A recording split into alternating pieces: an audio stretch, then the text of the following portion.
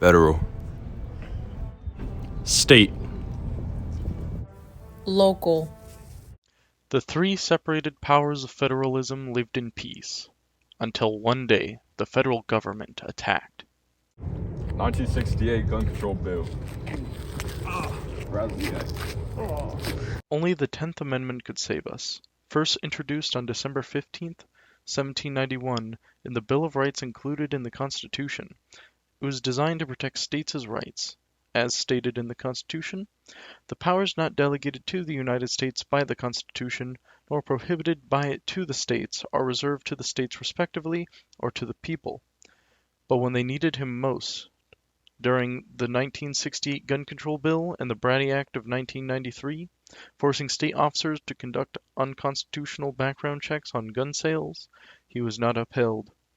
It would be over 30 years until the 10th Amendment was finally upheld during the overturning of the Brady Act. Supreme Court, we submit our right asserting to challenge the Brawley Act. We, the Supreme Court, after much consideration, we ruled the 1968 Gun Control Bill and the Bradley Act to be unconstitutional and the violation of states' rights. Finally, on December 3, 1996, the Supreme Court case Prince v. United States upheld a state's right to determine background check laws and that Congress could not force local police to conduct background checks on gun sales. Arguing occurred for several months. Its final decision was made on June 27, 1997. In day-to-day life, the 10th Amendment isn't considered to be very significant, despite the fact it may be one of the most important amendments, because it protects your state's right to decide for itself on matters not involved in the Constitution nor restricted by the Constitution, without which would lead to total oversight by the federal government, not allowing for any separation of powers, allowing those who don't even live in your state to make decisions and laws affecting you, which was one of the very reasons that the Revolutionary War happened in the first place.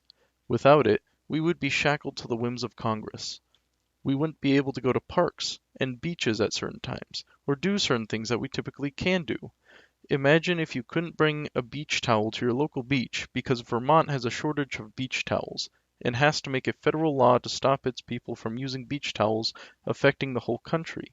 Certain items such as phones could be restricted and even spied on potentially, and that is one of the very reasons why the 10th Amendment shouldn't be overlooked but respected and valued for protecting your individuality and your rights.